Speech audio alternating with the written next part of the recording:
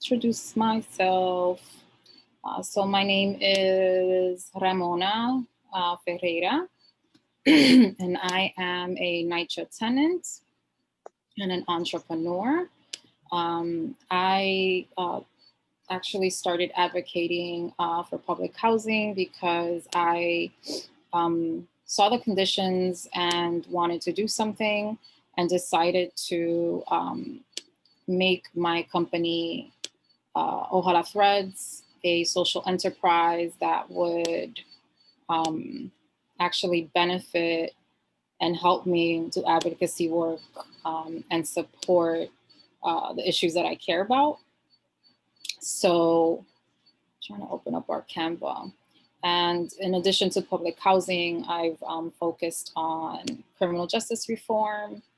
I have focused on the closure of Rikers and the Fair Fares campaign, which did have price metro cards for New Yorkers under the poverty line. So I will open up our presentation and begin sharing that with you so I can go ahead and introduce the rest of our speakers and we can start. The reason that I wanted to hold this session is because for many of us that do work in public housing and are passionate about public housing, this has been a really tough year. You know, living in NYCHA, I say, is a pre-existing condition. And COVID really has amplified and magnified, I think, you know, how we as residents are affected and how our day-to-day experiences have worsened because of COVID. I actually have COVID right now, and my grandmother is currently in the hospital with COVID. So it has been really frustrating, you know, to be at Mitchell Houses in the South Bronx and to have to cope, you know, with the emotional and physical effects of living in a pandemic while living in an environment where you feel like you are constantly overlooked and not properly supported. And I think that this is the case, you know, for a lot of, you know, my neighbors when we have meetings about, you know, RAD being put into our homes, or when we talk about this new blueprint proposal, or when we talk about, you know, countless other ideas and visions and opinions that people have about public housing. What becomes more obvious to us is that we are constantly shortchanged. And while we're shortchanged, no one really takes, you know, into consideration the possibility of what public housing could be. And when I found an article, you know, talking about this plan and this vision that Miriam and Nathan had come up with from an architectural perspective, it spoke to me on an emotional level, because in the work that I had done before, you know, working for the Department of Defense, I had traveled a lot. And one of the places that I had seen in person was public housing in Singapore. And I know that it is possible to have public housing that offers dignity and that supports, you know, the growth and the upward mobility of its residents. And NYCHA is failing to do that.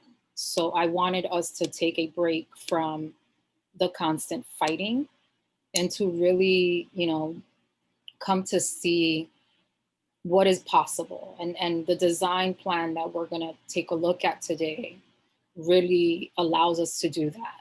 So with that, I'm going to go ahead and introduce the rest of the team.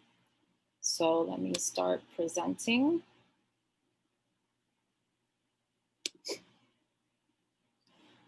And I will share so you guys can see what I'm presenting, because otherwise I am presenting to myself. Okay, so you guys can see the screen, correct? All right, perfect. So here's our sexy title for the day: NYCHA's future, what are we fighting for? And here is our agenda. And I will continue with introductions. So just spoke about myself. And here is our architecture firm that is joining us. And you will get the slides after. And this is being recorded solely so that we can share this program with as many people as possible. So you'll be able to rewatch this and also look at the slides. And you're also welcome to take pictures of the slides. There's no secrets being held here. Then we also have Kristen joining us from the Justice for All Coalition. We have Jasmine, who is a Reclaim Fellow from the Movement School, and a lot of her classmates are on. We have Robert, who is from Residents to Preserve Public Housing, and also a tenant association president and a member of the Federal Monitors Group.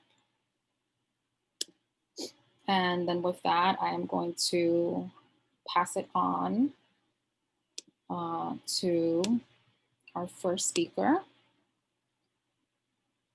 And Miriam, did you or Nathan want to take this part? Nathan's going to do most of the talking in this formal presentation part, and I'll come back for conversation later. Okay. But thank you so much for having us, Ramona, for all of your energy and organizing this and speaking to us in advance of coming here today. And thank you, everybody who took the time to come and talk with us. We really, really appreciate the opportunity. Sweet. So Nathan, you are ready, and just let me know when you want me to go to the next slide. In the future, I won't just click without you saying so.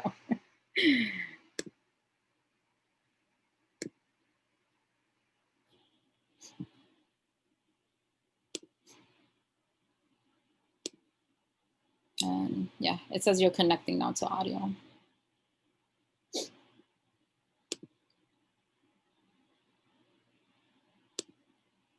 Can you hear me now? Yep, now you're good. Sorry about that. Yeah. Yeah, just to reiterate what Miriam said, it's a pleasure to be here, and we're architects and citizens of New York City, and over the past few years, we've done a wide range of projects and have gotten engaged in NYCHA, not through NYCHA itself, but through a variety of different stakeholder groups, not-for-profits, that work in public housing, some architecture organizations. And when Ramona reached out to us, because she had seen, I think, an article about the project that we're going to talk about today, it started a series of conversations that for us have been just tremendously rewarding and informative. We're really students of NYCHA and are trying to understand what some of the challenges and opportunities are, also understand more and more perspectives, both from residents and from NYCHA itself. And so these conversations up until this point have just been a tremendous learning experience for us. And so that's really what we're hoping today will be as well.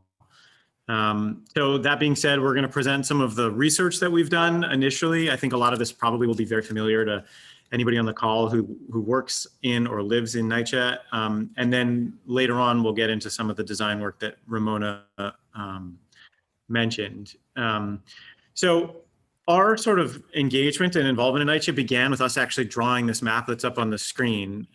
Early in our careers, we just, living in Brooklyn and being surrounded by a variety of different developments, we just sort of got interested in how much public housing there was around the city. And so we drew this map. And so what you're seeing in blue represents all of the NYCHA developments citywide. And for us anyway, it was just incredibly staggering to see the scope of it, the extent of it, and really just how much of the city is encompassed within NYCHA.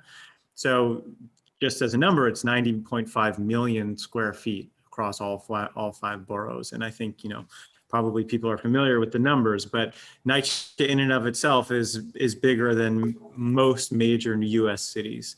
So it's just really a city in and of itself. You can go to the next slide.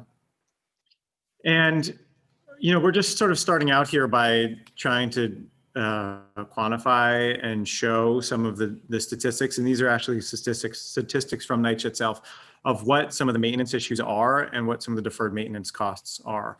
So this graph represents NYCHA's own assessment of what the deferred maintenance costs are. I'm sure this is familiar to people, but in 2017, it was at about $32 billion and accelerating fast.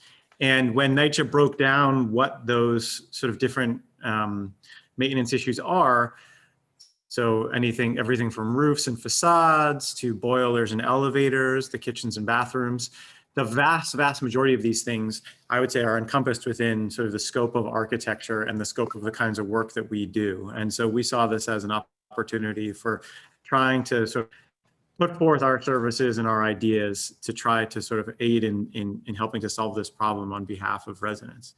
Next slide. And it's an urgent problem, as everybody knows, because the deficit, in addition to what residents are experiencing on a daily basis, the deficit is accelerating quickly because the longer you put off solving problems, the more problematic they get. So this is a graph showing, you know, going back sort of in 5-year increments, what that deficit looked like. So in 2011, it was at something like $17 billion. In 2017, it's at $32 billion. So if we were to look at it now, it would be, I don't want to guess, but it would be significantly larger than $32 billion. Next slide.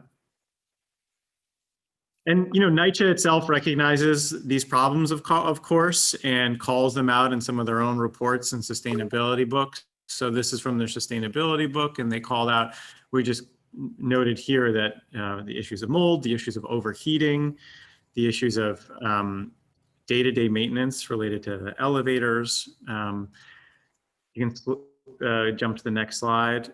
So these are really nuts and bolts issues that they're talking about solving.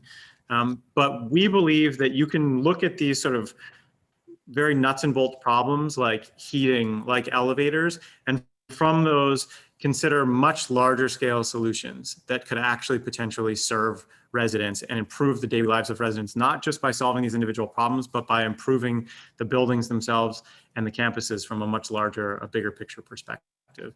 So this diagram just, you know, we try to think about NYCHA sort of a typical building type, and this is just one. This happens to be a Queensbridge building, but just trying to note what some of the challenges are in one single diagram. So broken and inefficient elevators, lack of a singular cooling strategy. So people, of course, have window units, but it's not for all apartments. Leaking roofs, overheating in the winter months, condensation buildup and mold buildup. So all of those kinds of challenges that I think probably most of us are familiar with on the call. Next slide. And then looking at the scale of the individual unit and how these operate. So this is a little slice of a single apartment. So recognizing that the old steam pipe systems cause leaking pipes inside the walls, which causes mold to build up. Poor airflow causes that mold to stay within the apartments and within the buildings themselves. Inefficient appliances using too much power. The steam systems, which we'll talk about, are a single system that goes through the entire building. So when a boiler goes down, the whole building goes down. And then, you know, poorly insulated windows, letting that heat out in the winter time. Next slide. And so just a diagram to show how these steam systems work. Again, I'm sure this is familiar to many people on the call, but it's a 2-pipe system. So these little dots you're seeing in red are the 2 pipes that you see running through the entire building and through each individual apartment. So the pipes, one pipe draws warm water from the basement boiler system up through the whole building, pushes it into the radiator. A second pipe sends that water back down into the boiler in the basement. It's a common system in New York City buildings, pre-war buildings primarily. The problem is that because it's centralized, it means that if there's a break at any point in it, the break cascades through the entire building. And in some cases, a single boiler might serve multiple buildings. And so if that break happens, all of those buildings go down. Next slide.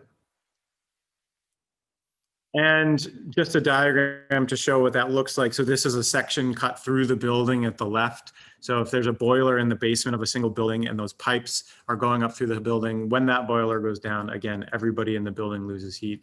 And I think one of the points that we wanted to make today, and one of the things we'll talk about when we show our proposal, is it does not have to work this way at all. And there are solutions here that could give residents both individual control over the heating and cooling within their units, and that also don't cause these sort of system-wide breaks, but instead solutions that if something breaks, it only breaks in one apartment and it can be easily solved, as opposed to it being these sort of constant building-wide problems. So we'll get into those solutions in a little bit.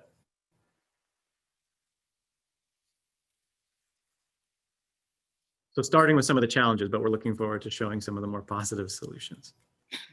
Yeah. So one thing we wanted to do too was also to show, an example of where public housing works as we start looking at, first, these failures that are built into NYCHA physically. Let's, also look at, how success has been built, somewhere else into public housing. And, not internationally, Singapore is one of the places where public housing is recognized as making the biggest impact in upward mobility, and also in being efficient and actually leading to home ownership by its residents. So, when I worked for the Department of Defense, Singapore was one of the destinations that we would go to often. And I would laugh because during our trips, it was a very Columbusing attitude where we wanted to ask, how we could assist Singapore with, fire response or with disaster response. I worked on, conducting outreach focused on disaster responses. And then they would take us on tours and I would be like, their stuff is better than ours. And it was just like this time warp would happen in my head. And during one of my trips, I started asking a lot of questions about public housing because grandma was here in Mitchell Houses. And I got to visit a site and I was blown away. So I pulled from different places sort of what the formula is that they've developed that makes public housing successful in Singapore. So the first thing they do is that they actually build neighborhoods. They treat public housing as an integral component. And in the last slide, you can see 80% of people that live in Singapore now live in a government-run housing environment. So they can't afford to not blend their public housing in with regular housing. It just wouldn't work. When they think about amenities, they're using, ground spaces, they're using roofs and other layers to create green spaces in very different ways from how we do it. It's a very small country, so they build vertical, and they include in these amenities community spaces that lead to folks from different backgrounds and incomes to blend. So there's no separation, right? Like in our neighborhood, you can walk into Mitchell Houses and get to the corner where it ends, and it's a completely different world. And the folks that live below us in the gentrification area have never walked through Mitchell, right? It's a completely different environment. There's retail, there's food plazas that are just mind-blowing. There's clinics, there's sports, there's all these different facilities are built in to ensure that the entire community is participating in what is in that public housing development. Here's some examples of what it looks like. So the bottom left picture, this one here, is someone's front door. You're encouraged, you have balconies, you're encouraged to personalize them and treat them like your home. You have seating spaces. This here is a community garden. They had pictures of like papayas and like all of these other things that grow in Asia. and all of the tenants are, you know, participating in the garden, in the public spaces, in the seating spaces, in addition to all of the amenities that I mentioned. The way that they include stakeholders is also very different. In Singapore, the state owns 90% of its land. So there is no private development threatening and chopping away at public housing. We're here, you know, when Kristen talks to us about RAD, we're gonna see how RAD is basically biting at public housing and destabilizing it. There's also a really interesting way that they treat contractors. So contractors actually have a report card there. And what happens is, if you are a contractor that performs on time, that doesn't have violations, that, you know, produces work that lasts. So, you know, for example, our roofs were repaired after we had been suffering with a leak for 7 years. And the repairs ended in like the fall of last year, and I already have a leak again. That means that that contractor didn't do its job. So this contractor would never get hired again, because on the report card that the state keeps, they actually will track the contractors that are performing well. And those are the contractors that will be allowed to bid in the future. So it creates an incentive for good behavior for contractors, where if you're not positively graded on that report card, you're not allowed to participate. And when 90% of the land is owned by this development, right? It's owned by public housing, you can't afford not to participate. Local officials are actually responsible for the maintenance and the performance of public housing in their districts. So they take ownership of how clean it is, how it's run, how it's managed, and how happy tenants are. And then finally, they fund it. You know, does anyone know how much money public housing in New York City is getting annually? And I ask because in 2017, Singapore invested 1.19 billion in its public housing. You know, in addition to that, the fact that they're making sure that public schools, public hospitals, and other public entities match the quality of the housing makes sure that public housing is a beacon and it's desirable. So when we look at, you know, the rest of the presentation, I want everyone to keep in mind that this is possible. We're making a choice in New York and in America not to do this, right? And now we're going to start talking about who this we is and why those choices and how those choices are being made. So Kristen, let me pull you up. Let me find you. Oh, I lost you. Where are you, Kristen? Oh, right here. Okay. I had to keep going. Okay, are you able to unmute now? Yep. I think All so. right. And I'll go ahead and I'll mute myself. Awesome. Okay, so I'll talk a little bit about RAD, which is one of the main programs that the city and NYCHA are trying to move forward with. For what they're saying is trying to drum up funding for public housing. So they like make the issue all about funding and disinvestment over time. And RAD is one of the plans that's positioned to recoup some of that money. And I just want to stress that first, because I think there are lots of ways to look at the problems that we're facing with public housing, right? It's also a health crisis and a humanitarian crisis. And also communities don't have much control or autonomy within the developments, which is something that Ramona was just speaking to a little bit. So the city and NYCHA are positioning this as a financial problem, and we need to recoup that money. And so RAD is one of those programs. It came to New York City in about 2015, and the first development underwent a RAD conversion in 2016, and that was Ocean Bay Houses.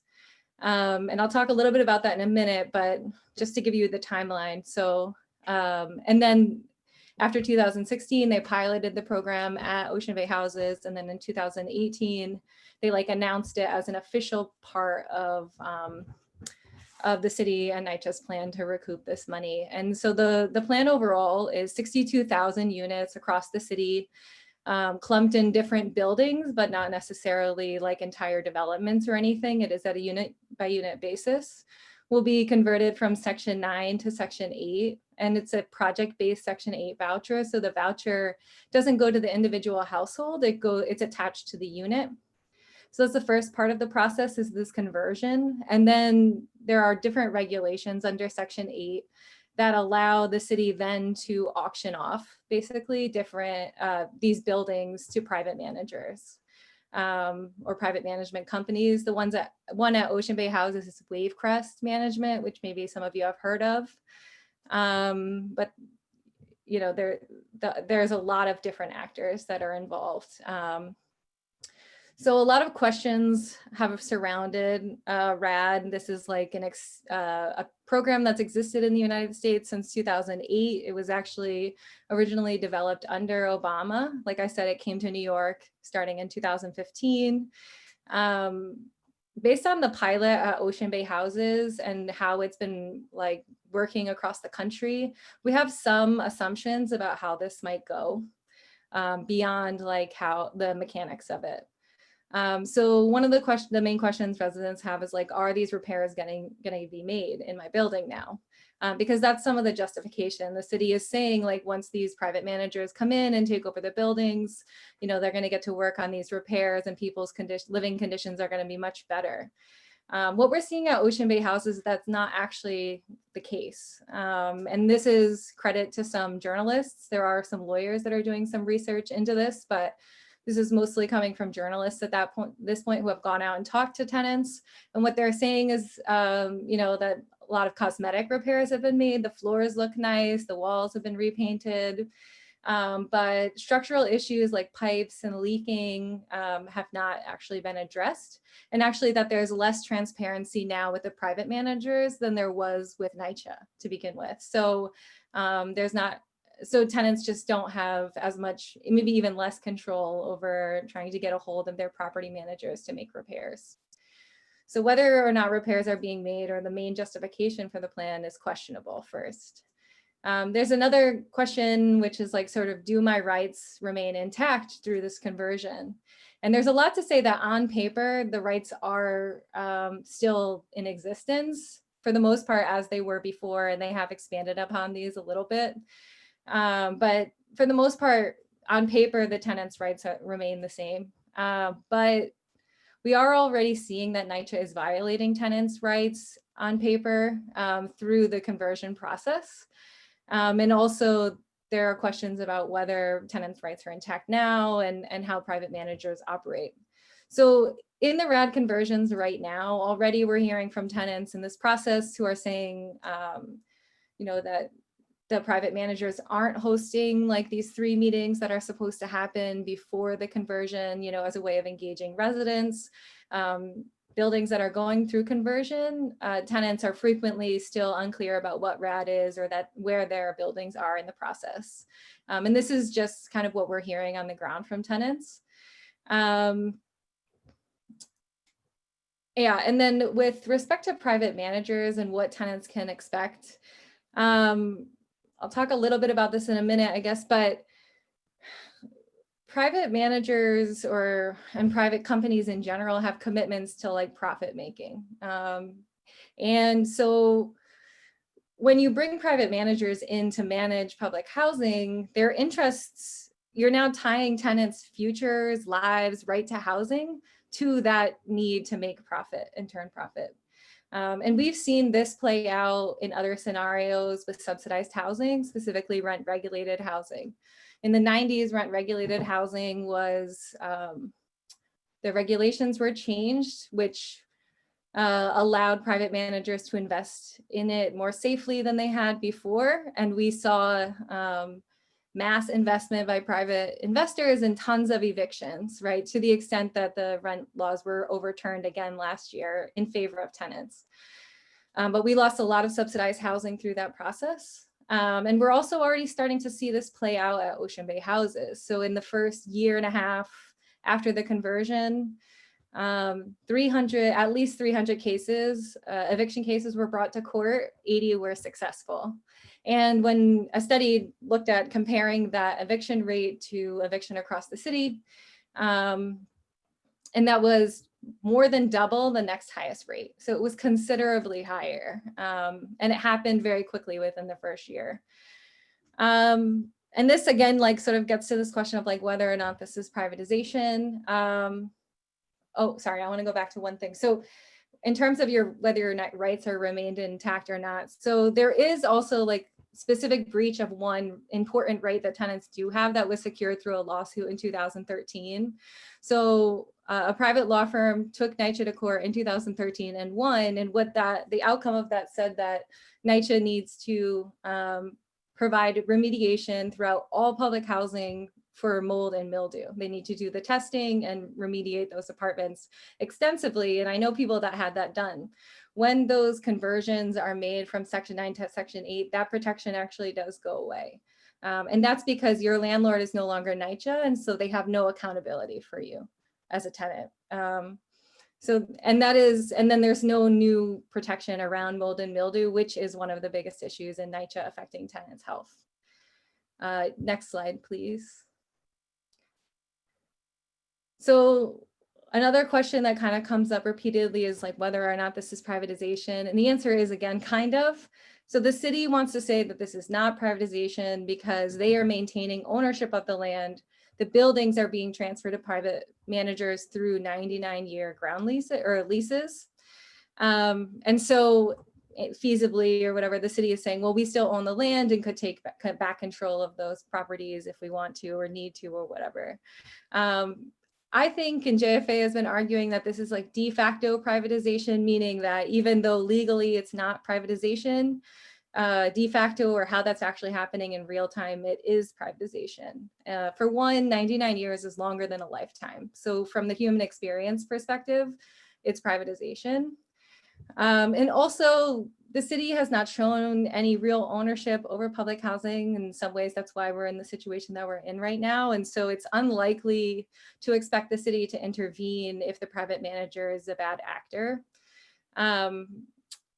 So again, this seems like de facto privatization. And the city even does kind of, they don't talk about it as selling the buildings off, but they are exchanging these properties for money or exchanging control over the properties for money. So anyways, and then there's questions. I talked a little bit about the displacement already. I also want to just point out in terms of the private, more generally beyond like the cases that we know across the country where there's been like a lot of displacement, or even at Ocean Bay houses where there's been a lot of displacement.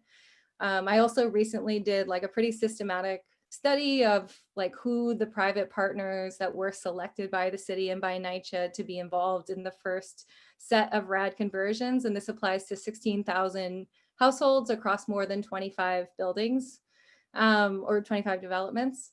And so these private partners, in each one of the deals, there's a very, very bad actor in terms of like having a history of high rates of eviction, tenant harassment, abuse of public money, and more. So this really doesn't bode well in terms of like who we're transferring these properties to. Yeah, so I think that's most of what I had about RAD today. Thank you, Kristen. And Romaine, I saw you raised your hand. Do you want to ask a question? Yes, I do. Okay. Looking back on this information with the Section 8 leading to Section 9, I have a question in reference to the Section 8. Now, a person got a letter from NYCHA stating that they're eligible for Section 8. I know, and you know, that Section 8 has had a freeze ever since the 90s. So is the Section 8 letter that they're getting or that they receive, is it part of Section 9 or is it under RAD? Because the person had to fill out the paperwork by a deadline of October 30th. And if they didn't fill out that paper, it was going to be devoid. But like I said to the person, I know that Section 8 had a freeze. Now, I don't know. I never heard them reopening the freeze for Section 8. As I know, the Section 8 voucher that you would receive back in the day, it could take you from state to state. Now that they have so much underhandedness going on, I don't know if that voucher is going to carry you from one building to the next building in your area, or from one borough to the next borough. I'm confused. So does the Section 8 voucher still fall under the other Section 8 voucher that they had a freeze on, or does this new Section 8 voucher fall under Section 9/RAD? Kristen, do you have insight onto how they can clarify if the voucher that they've gotten is attached to a RAD and a TPV? Yeah, so my understanding, so first to clarify, Section 8 is never under Section 9. Those are always two separate entities or ways that public housing is organized. So any voucher, if it's a Section 8 voucher, it wouldn't be under Section 9. But I don't think anybody is receiving individual Section 8 vouchers for RAD conversions, at least not yet. So that it doesn't sound like what you're talking about is related to a RAD conversion. It does sound like somehow that person ended up with being offered a Section 8 voucher. That's what it sounds like. Because the letter stated that they had to fill out the letter. After they fill out the letter, they would be placed on the waiting list. Now, how long the waiting list is, I don't know. But like I said, I remember Section 8 had a freeze. Now, if they opened it and didn't let nobody know or the public know, then that's something different. But the woman is basically, conflicted on, she filled out the paperwork anyway, so she can get on the waiting list. But she is conflicted about whether this is going to carry into a RAD situation and she be homeless, or is it going to be a legitimate Section 8 process? Because this is a senior citizen that we're dealing with. And this woman, even though she has family, due to COVID, she couldn't really see her family, and her family couldn't see her the way they want to see each other. And then this letter pops up, and then she's on a panic because she knows that Section 8 was on a freeze, and she don't want to be put out of her area. Yeah, that is concerning. So I think what we'll do is we'll connect you with Kristen, give you her email, and then, get Justice for All to support her over the phone. Because it's things like that, they come up, and NYCHA doesn't really have a customer service capacity. They don't have anything really. They're not doing anything. You can't even go to court for them anymore. Yeah, so we want to make sure that, that the tenant does have as much information as possible, and that they, are not being misled. And, I know that Justice for All can definitely, support us in that. So I'm going to connect you with Kristen after. Thank you. Let me go back to the presentation, and now we're going to have Mr. Hall from Residents to Preserve Public Housing. He's going to be talking to us about the latest proposal, which is the blueprint.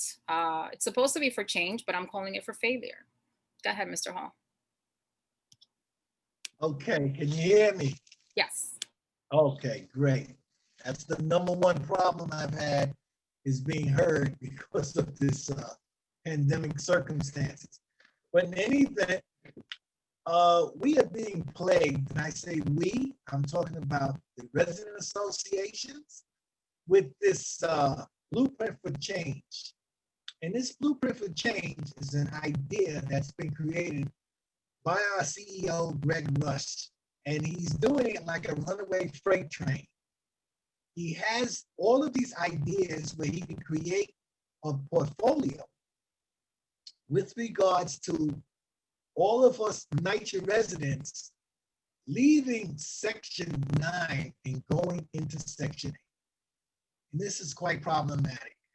I think Christian kind of hit it on the head, because when you go from Section 9 to Section 8, you are losing a lot of your power. One of the powers that you have is the fact that you can make a decision as a group of residents as to whether or not you would like to delineate yourself from Section 9 and go into Section 8. We lose that right if we go into Section 8. Now they get a better penny for their dollar by going into Section 8, but that's not the total answer. Because once you go into Section 8, as you previously heard, you are now subjected to having to be concerned about the non-for-profits that take you over. And when in fact they are going to escalate to the point where they'll raise their rents for whatever reason whatsoever, your support system no longer is intact. That becomes problematic. All right. So we have to understand the real story as it lends itself to this transition.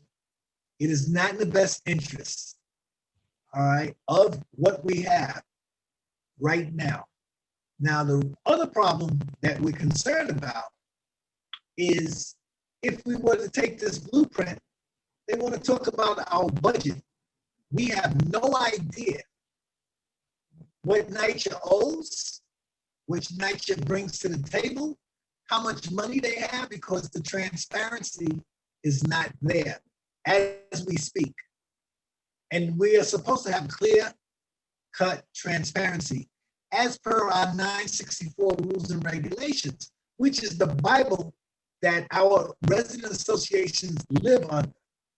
And we're not getting that. So that becomes problematic.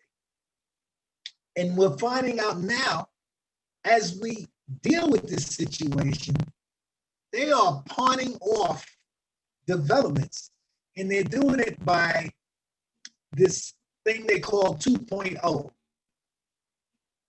And they are putting developments on the market, and they're going in for non-for-profits, and they're using this as the Red in the Pack program. And you just heard about the Red program. So folks are leaving and they have no idea what they're getting ready to encounter. And it's quite problematic. Apartments are getting worse as far as mold and lead, and it's advantageous for NYCHA. One of the reasons it's advantageous is because if they have a certain number of units that have mold and lead circumstances, then that's going to help them get what they're trying to pursue, which is this accountability to go from Section 9 to Section 8. They want to make this presentation to HUD based on the need. And this is why things are going the way they're going as we speak.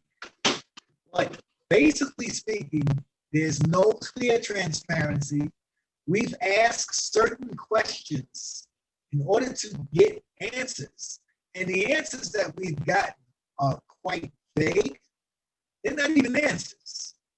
And it shows us that we're on the right path as far as trying to pursue why they want to use this blueprint for change.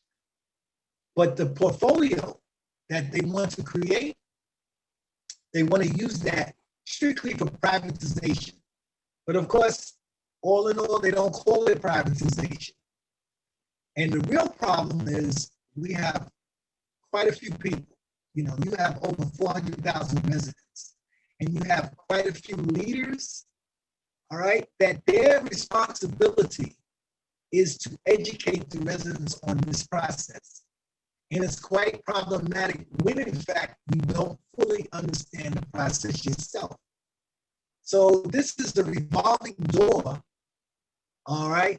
And when you throw the pandemic situation in, it makes it twice as worse. It would be beneficial if, in fact, we would get time off because of the pandemic in order to, to offset going forward. But our CEO, Mr. Russ, has it in his mindset to go forward and to use our our leaders, our elected officials, in order to ascertain new legislation beneficial for this blueprint for change. And this is what the battle is really about. So what we're trying to do is to educate our elected officials about our need for them to represent us during this morbid set of circumstances, in order for them to understand that we cannot give in, and we need more information, and we need equal representation and clear transparency, which is not being heard across the board. So this is what the war is about. And at the same time, presidents have the job of educating residents in their best interest so that they can understand what is going on as far as trying to move us from Section 9 to Section 8. All right, it's abominable, but that's where we're at. This battle is ongoing. Once again, knowledge is power. And if in fact we were able to get an opportunity to speak about what we like, this aspect that we're talking about, as far as Singapore and what is going on and Green New Deal, which is something that they can utilize if finances were there. You know, it would be a great idea because you can retrofit what you have. And that's very important. But residents don't really understand what they're up against as we speak. And the problem is really, really, really exasperating. But we're trying to do the best we can to educate folks. And we want to be heard. We want to be heard from an equal standpoint of view. And Section 9 gives us that power. If we were to go to Section 8, we would lose all of our rights. And as it was previously stated, as time goes on, the eviction rate will multiply and we will be out of low-income housing entirely. And that's really about it. So, but I thank you for this moment. Thank you, Robert, so much for summarizing that for us. And, because the blueprint is so new, we really try to highlight the most important things, within the presentation and, make this available to all of you. But if you have any questions, we will try to answer them for you now, or we can answer them for you in the future. You're going to get meeting information. The group meets every Sunday for 2 hours. And, we just kind of dig into the info and try to understand it because no one's helping us do that. So we're doing it for ourselves. The next part is, we want to take a couple minutes to sort of brainstorm as a group, just 5 minutes. And I'm going to stop sharing the presentation during that time. My dog is demanding food because it's time for him. So what I want us to do is, now that you've seen, Singapore, you've seen NYCHA's infrastructure, and you've heard about RAD and the blueprint, why do you think, after seeing all that information, that NYCHA is failing? And you guys can just start unmuting yourselves. I can go ahead and unmute, ask you all to unmute, and we can try to have a conversation, because I think this also will help us sort of guide, PRO and ourselves, right? As we look at, the future and what we want to do next when it comes to public housing. So, what are you seeing so far? Like, what do you think is NYCHA's mistake? I feel NYCHA is lazy. They've collected the money that they wanted to collect from people that's been in NYCHA way before we have. They decided that enough is enough. The people from 250 Broadway decided to branch off and break off offices and have their own little private sector, to whereas this is why RAD is involved, because They really don't want to deal with whatever it is that we have, because New York City alone, all through 5 boroughs, there's NYCHA housing in it. And the repairs that need to be done are worse than some, and some are better than others, but the repairs are still repairs. You either have, then you have people that don't live in NYCHA that come in there and want to live in NYCHA. You got squatters. You got people that's not paying their rent. You got people, basically, NYCHA said, I'm done. We got our money. We got these people in these buildings. We don't care how they live. We don't care if their kids have asthma. We don't care if their kids get COVID. We don't care if their kids are freezing to death. We don't care if their kids have a heat stroke, because it's a concrete building and we know we gave them a shelter. That's their attitude. Let me summarize what you've said so far. So it sounds like what you're highlighting is that, one, NYCHA is, they've mismanaged the funds that they have received over time. Yes. 2, that NYCHA is not a good property manager. NYCHA, no, it's not. Because okay. I was a child growing up in NYCHA. I have a birthday coming up. That means I'm going to be a year older. I've been a NYCHA resident all my life. And except for the fact that when I lived on my own, even when I lived on my own, I used to go visit my people in NYCHA. NYCHA, at one time, they used to have the community center inside NYCHA, whereas during the summer months, you and your family, if you lived in NYCHA, they have bus rides. And I was doing the tenant association. They have bus rides that would take you either to Palisades Park, Bear Mountain, West Point, and Great Lawn, and all of those activities that you would do for the summer. They used to provide lunches for the people. So to summarize, because we also want to give other participants a chance, NYCHA is also not providing the community development resources that they're legally supposed to be providing, because that's part of Section 9. They're not. Then you get the workers that want to do half-ass work. Okay. All right, Romaine, let's see if someone else has some thoughts though. Because I know you will write me. I could go on, and you know that. So Jennifer's writing in the chat that she's also thinking about funding sources related to public housing.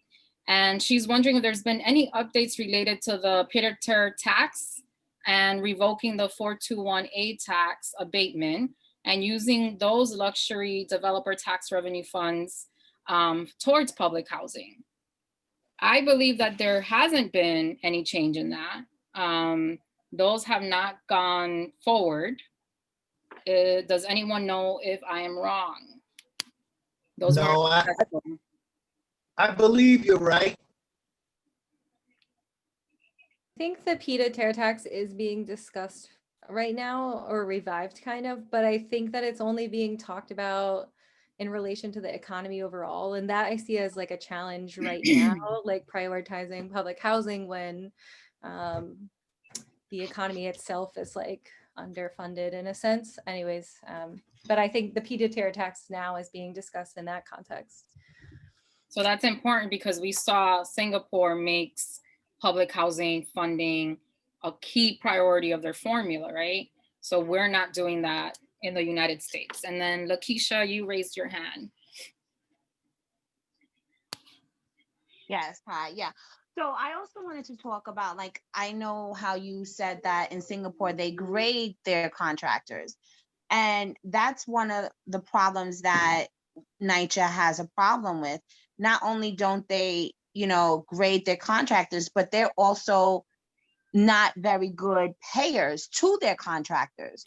So you get poor contractors, and then you're really bad in paying your contractors.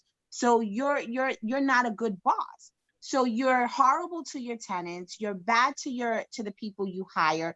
The people you hire are horrible. So it's just a horrible situation all around. Then you have the federal government that's disinvesting in the buildings, so what are the people to do?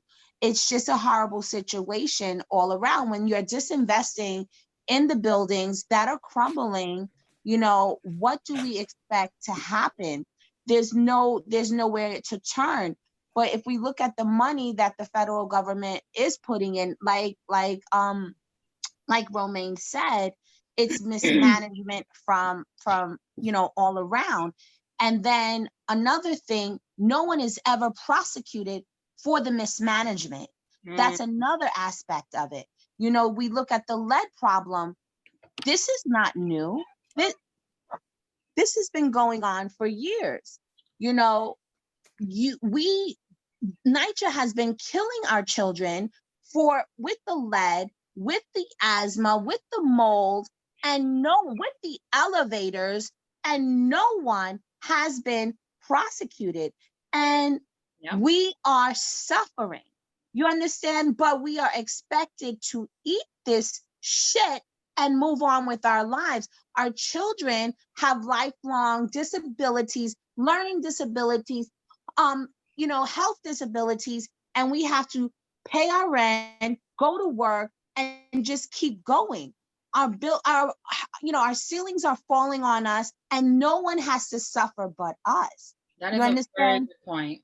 We've talked about, you know, the lack of contractor oversight and the fact that the legal system has not really been focused on enforcing the laws on behalf of public housing. So during the contractor corruption teach-in that we've had, and we're having it every month, Diana from Manhattan, from the district attorney's office, has been coming on to talk about this. Because if we don't prosecute contractors and get this money back to actually pay a contractor to come in and remediate this work, we will never fix these issues. NYCHA doesn't keep, you know, good records.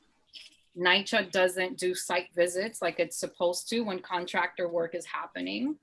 And tenants are the ones that are witnessing, you know, the disrepair, the disarray, but many times we don't have the tools, right? So I would say, you know, for those that are on today, definitely join the next contractor corruption training, because we give you guys some really easy tools on how to stop that and how to make sure that if we need to build a case, especially for paint is what we're looking at right now.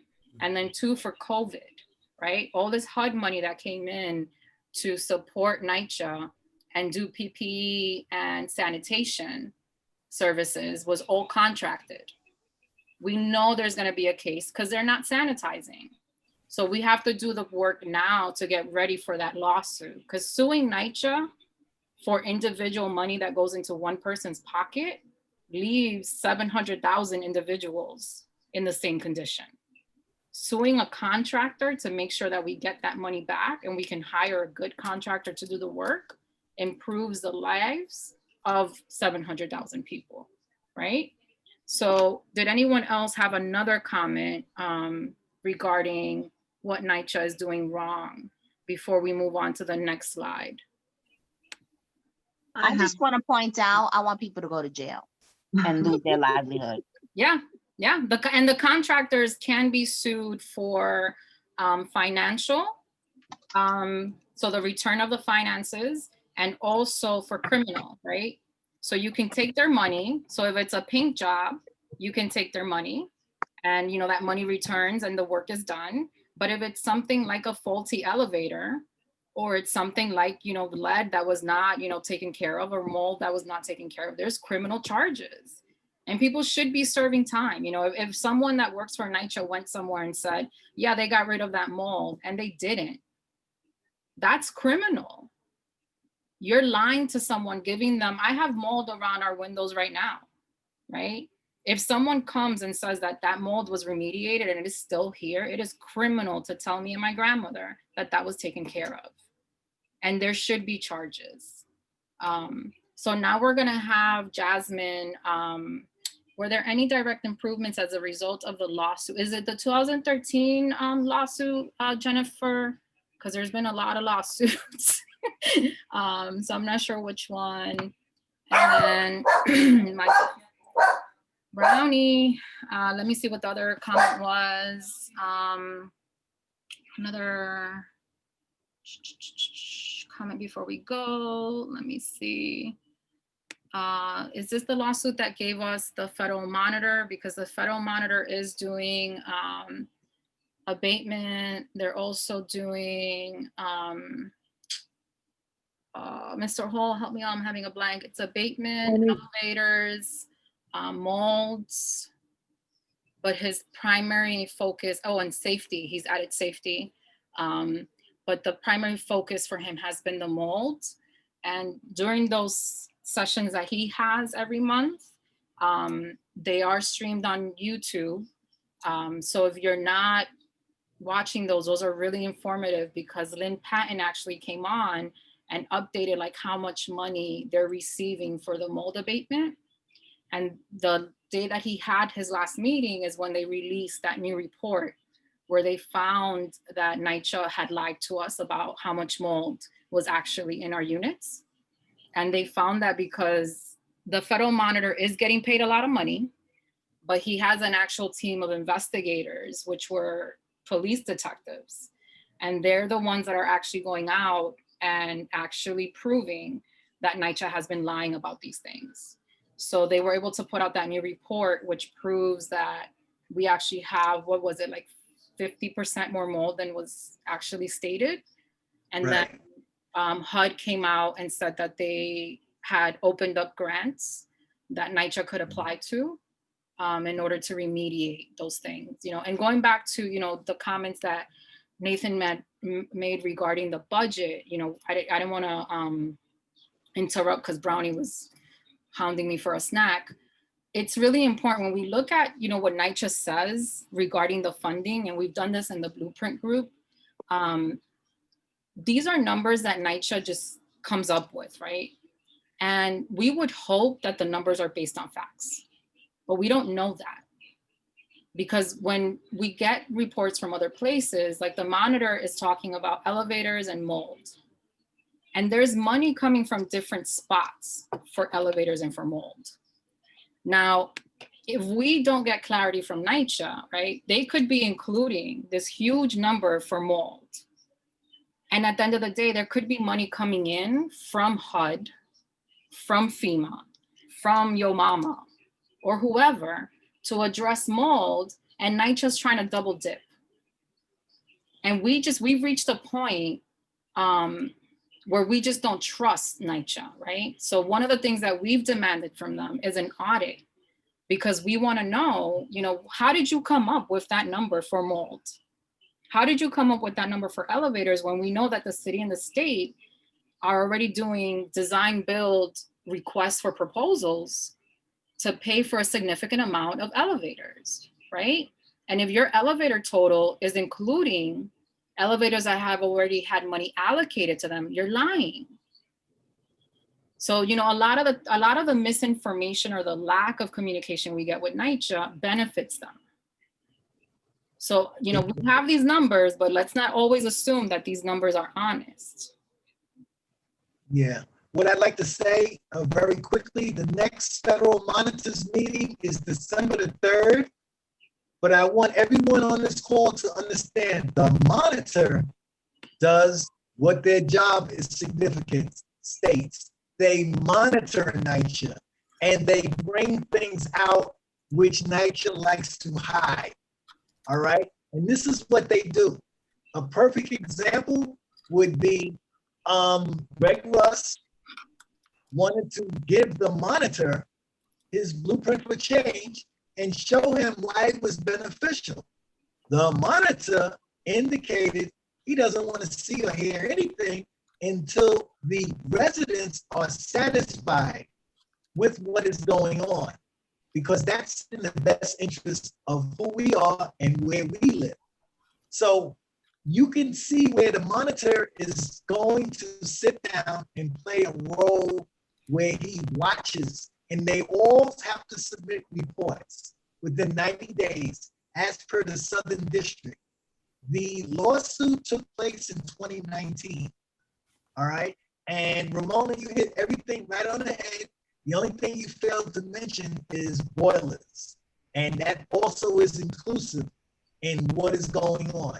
But everything else you mentioned is factual and is being monitored. But I can tell you, December 3rd is the next monitors meeting. And after that, there'll be another in early February. Okay, but they meet every 3 months, but they are always available and they are watching everything. And that's what's needed. As per this lawsuit that took place, Danny Barber, the citywide council of presidents, he brought this lawsuit out in 2019 to the Southern District, and this was the result.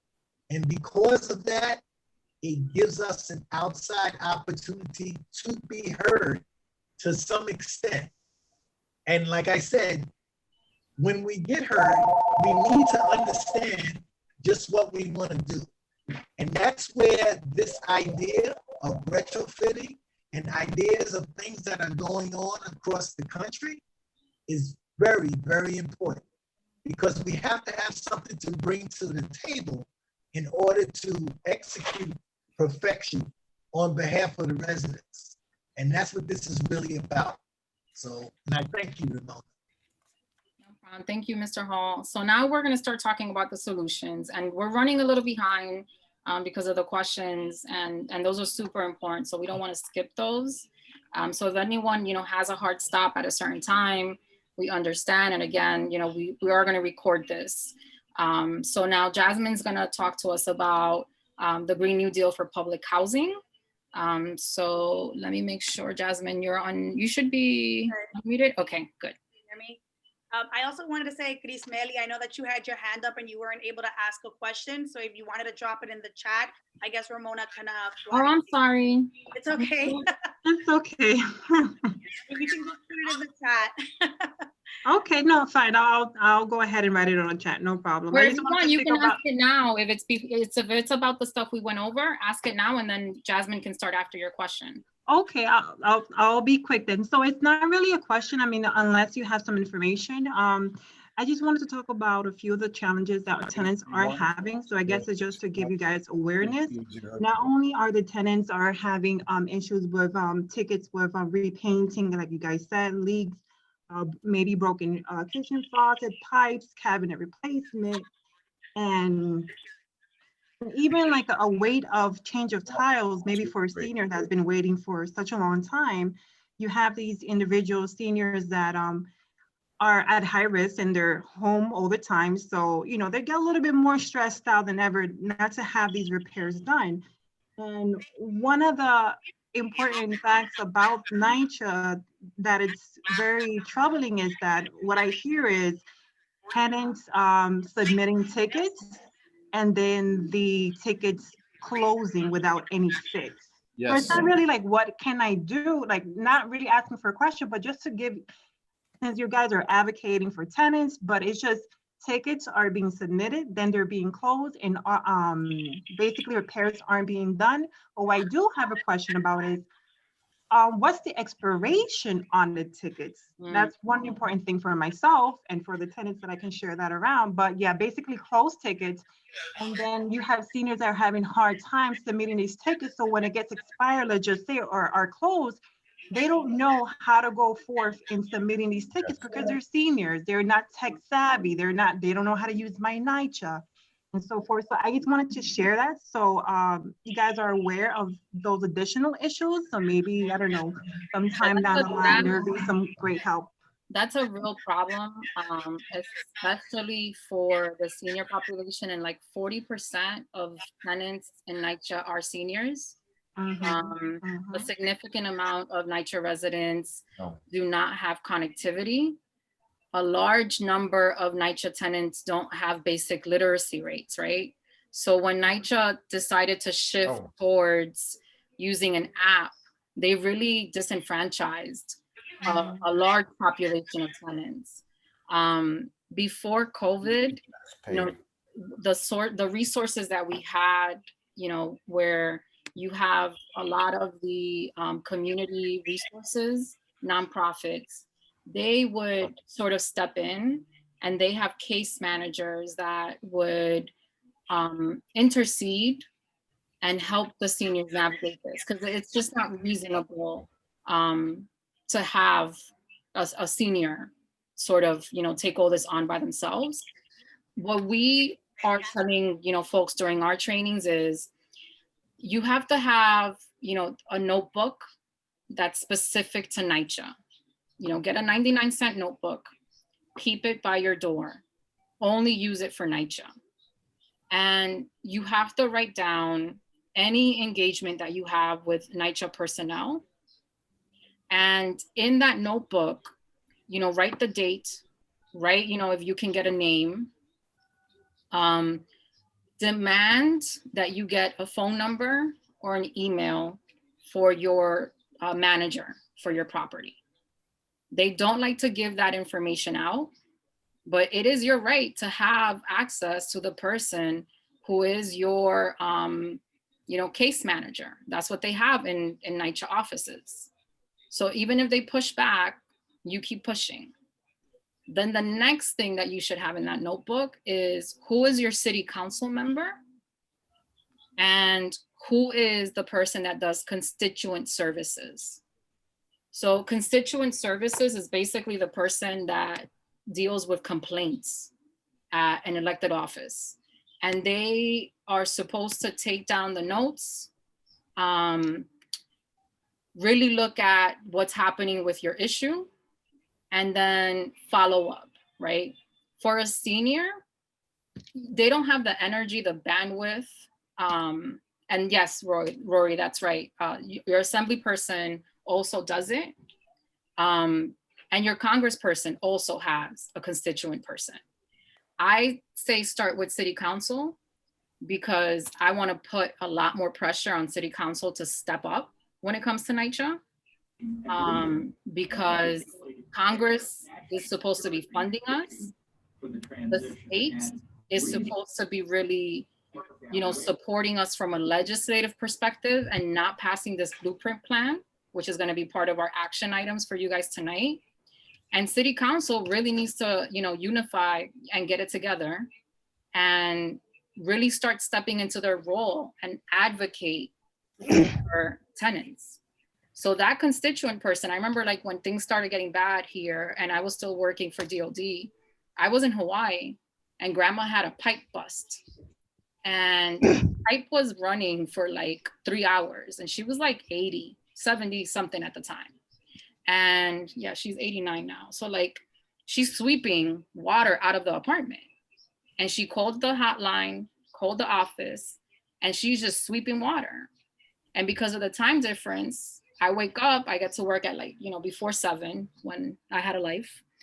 I mean, when I had responsibilities. And she's calling me and I call her back and I'm like, what is going on at 7 o'clock in the morning? And she's like out of breath.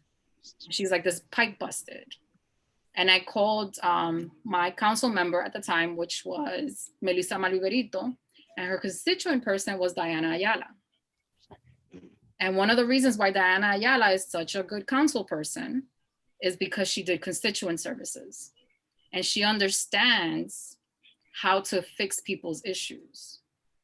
And if your council member doesn't understand that, they're not going to understand what's happening in your day-to-day. So if your ticket gets closed and it hasn't been handled, you pick up that phone and you ask for constituent services and you give them that ticket number.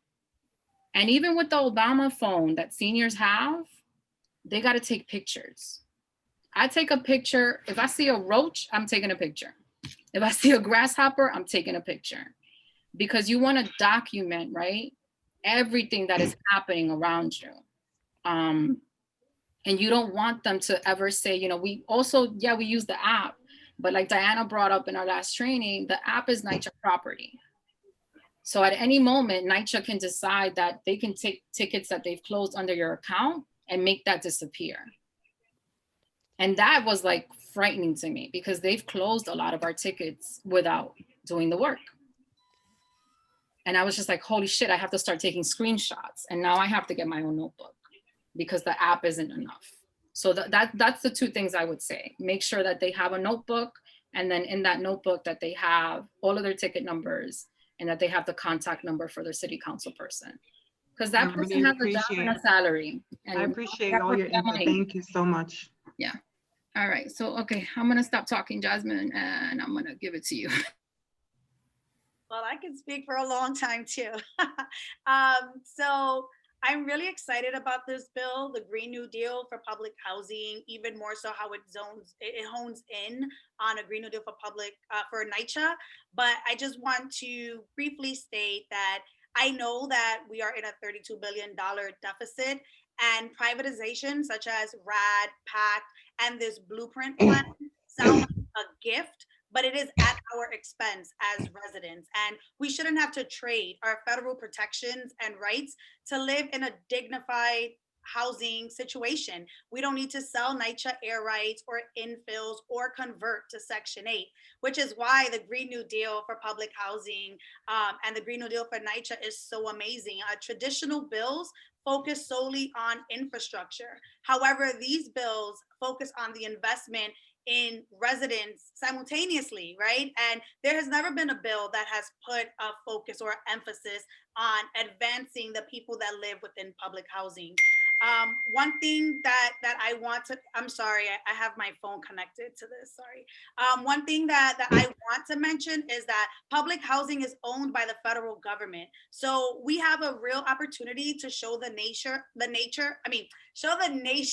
and the world how to pilot a Green New Deal for public housing to address not only the housing shortage, but the climate crisis as well. And Data for Progress researched this bill, and a Green New Deal for NYCHA would have the following benefits. As we know, with COVID-19, we have seen that there has been a massive number of residents unemployed or that their employers closed shop. So this bill has a creation of up to 325,000 jobs in New York City over 10 years. So that's an average of over 35,000 jobs per year, something that we need so much in New York City. And over half of that, close to about 110,000 of those jobs will be union rate jobs in construction and maintenance, with 90% of these jobs going into Section 3, which is a federal law that right now stands with 30% of public housing residents need to be employed under the Section 3 program. But we're calling at this to be at 90% of the jobs so that they can go into Section 3 eligibility, right? And we want to make sure that our residents get these jobs, because we all know that when there's an investment in your community, and if you're caring and nurturing and maintaining your community, then you take ownership over that. And that is what we want to see. We want our residents to feel like this is their home, not just that they're sleeping here because they have tons of jobs that they have to fill just to survive. And then, we start thinking about how often do we see workers that are not equipped, right? Not equipped to do the jobs. They don't have the proper training to do the jobs that we are asking for, whether that's maintenance or pipe repairs or mold, to come in and inspect mold, right? They sometimes send, the crew from the grounds to come up and just see what this is. And then they treat that as a transaction of fulfilling a job, but they don't have that training. So this bill calls for a job training that will train the workers to retrofit the buildings to a carbon neutral as well as a safe and healthy space to live. But the key to that is that it doesn't require displacement. And a lot of people fear, and in conversations with public housing residents, when they think of having, the retrofits or these massive repairs and investments into their units, that they have to leave public housing, that they're going to be displaced, and that there's no hope for them to come back. This bill is not that. You will not be displaced. So definitely wanted to say that's something that we vitally need here with training for the workers that are in our developments, right? And the other thing is that we have talent in our communities. We have carpenters, painters, folks that do like HVAC systems, construction workers. So why not invest in the residents that live here? Have them secure these contracts, right? And instead of these private entities that are getting these contracts and abusing the system, right? Because we heard a year ago that there was one company that secured contract to repair public housing put himself on payroll and was collecting $300 an hour. So we want to make sure that that doesn't happen anymore, right? Because as Lakeisha mentioned, we need to have accountability for these contractors. And Ramona said too, there has to be a grading system, right? So we want to make sure that folks that are receiving those contracts are public housing residents, because we have talent, we have small business owners that are here, or we can train them to secure the licenses that are needed so that they can have these jobs and progress, right? Next slide, Ramona. So yes, cutting NYCHA's annual carbon emissions to 0 by 2030. This is a 2.3 million ton reduction of carbon per year. And that's the equivalent of taking over 450,000 cars off the road. I remember doing a quick interview with Alona from Movement School here, and she was like, yeah, it's like 400,000 cars. And I was just like, what? That's massive. You know, like this is something that public housing can contribute to that reduction, to removing that sort of emissions off of the world, right? So I think that that's really, really important. NYCHA is built along massive highways, busy streets, bridges, power plants, and reducing asthma rates among NYCHA residents by 18 to 30% is something that is needed. Our children suffer from asthma, and people wonder why. Why are we at higher rates? These are the reasons why. So when you have repairs and when you have these retrofits and this investment in prioritizing the most vulnerable people in our communities, you're going to see that there's going to be a decrease in what these numbers look like. And far too often when we're talking about climate justice, climate change, people don't prioritize public housing residents. They're usually at the end of the stick when it comes to being into these conversations. This bill is specifically for public housing residents. We're not at the end of the stick anymore. We've arrived and we have rights that we know we have, and we can mobilize and organize, and we are going to like get this message out there, right? My development specifically felt the lack of response from New York City during Superstorm Sandy, and along with other NYCHA developments, right? Over in Red Hook, over in Far Rockaway. So making sure that every NYCHA complex has a resilience center for coordinating disaster relief, to me, is important. I feel that, you know, the response time for all of us was not sufficient. And this is something that the city needs to start thinking about before it happens again, right? It's not if it's going to happen, but it's when it's going to happen. So with something like this, we will have the opportunity to reimagine what these communities can look like and what we need, right? On a daily basis, basically. Reducing NYCHA utility costs by $200 to $398 million a year. You know, NYCHA provides crappy appliances that require having to come back multiple times to repair them when they should be investing in energy efficient appliances that cost a bit more, but don't require folks to come in and repair these things, right? So it's all about what you want to invest in and what you want to prioritize. And NYCHA units use 40 to 50% more energy than the average New York City multifamily home. So investing in public housing must be a priority for any effort to fix inequalities of race, class, and living conditions in the city. And, you know, this is why we want to educate all New Yorkers on a Green New Deal for not just public housing, but NYCHA specifically, because we are in New York. And it's important that you understand this bill, that you can articulate several points. Like for me, I have specific key points that I can speak to with my eyes closed and in my sleep. I may not be able to articulate every single aspect of the bill, but the things that I know are really, really important to tell people, I've mastered that. And I feel that if tenants in New York City, we are over 600,000 New Yorkers. If we all understand this bill and how it benefits us as NYCHA residents, we will be unstoppable. So I just wanted to end with that. Like, I just feel that if there are NYCHA tenants, I saw that we had 10 here because I recognize numbers and names. Thank you so much for being here. But the work doesn't end with just you attending here. That's the start of it. And we need to continue to grow that 10 to 20 and be involved in the next steps that Ramona is going to introduce later on in this presentation. So That's all for me. Jesus, Jasmine. She is a spitfire, man. She's gonna have me, I'm gonna have to get a license and an energy car. I don't even know how to drive. So next we're gonna go back to Nathan, and now we're gonna look at this really amazing plan, which is why this whole thing got started. I'm gonna actually pull up his PDF and present. Great. Jasmine, that was awesome.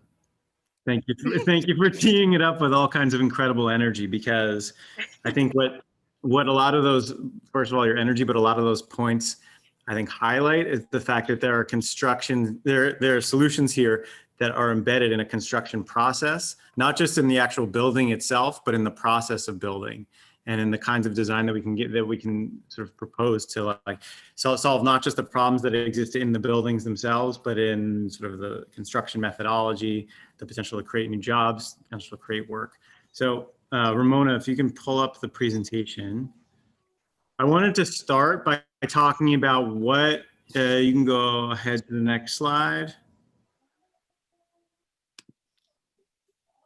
Yeah, so let's just talk about land for a second, because, Mr. Hall, you talked about power. I think one of the things that NYCHA has a tremendous amount of is land. And I agree 100%, Jasmine, that it doesn't mean that this land needs to be sold or that private development needs to happen on this land, but there is a ton of it compared to the rest of New York City. So the drawing at the left just shows the amount of sort of surface level parking lots on NYCHA, there's a huge amount of it compared to the rest of the city. There's more than 20 million square feet of that. And then there's all of this as of right zoning floor area. So that means basically area that's on the NYCHA site that by as of zoning rules could be built up into new construction. So NYCHA has recognized this fact and has issued a series of RFPs to developers and to architects like myself. And there have been proposals on the table for creating new construction on NYCHA sites that try to do things like some of the things that Jasmine talked about, but that haven't worked. And I'm going to talk a little bit about why they haven't worked and what some better solutions might be. So if you go to the next slide, Ramona. Go ahead one more. This is just some NYCHA stuff that we don't really need to look at. So when they issue these RFPs, they recognize that there's all this land available on NYCHA sites. They want to sort of raise capital for NYCHA and potentially for those developments. So this is the Baruch houses. But what they've done is they've parceled off a very small site on these larger campuses and have said, here's an opportunity for some new construction, which could be new jobs. It could maybe generate revenue, but it's just this tiny little site in the midst of this larger campus that has all of these other opportunities and issues. So if you go ahead one more, Ramona.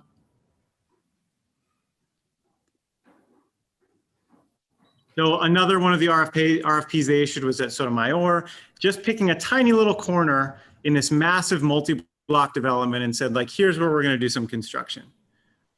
So if you now go, yeah, you can use that arrow to go down one more.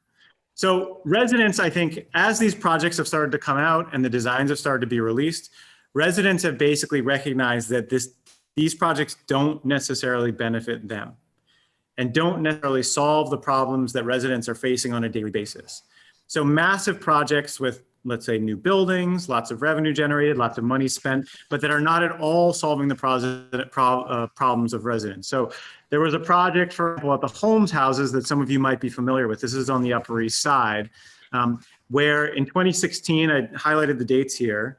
There was an announcement of this new project. It was exactly like those maps that I just showed. It was a small parcel on a larger site where they were going to put up a new tower, and they said it was going to benefit existing residents because money was going to be generated. Residents recognized that it was not going to benefit them. They sued and stopped the development. So within a 3-year margin, so now on the right is an article from 2019, residents had sued and stopped that development from happening. So if you go to the next slide. This is basically a diagram to show what's happened in the past in terms of new construction and what we're proposing. So in the past, you're getting these kinds of infill towers. And the existing buildings and the existing campuses remain more or less as is, with maybe some small giveaways.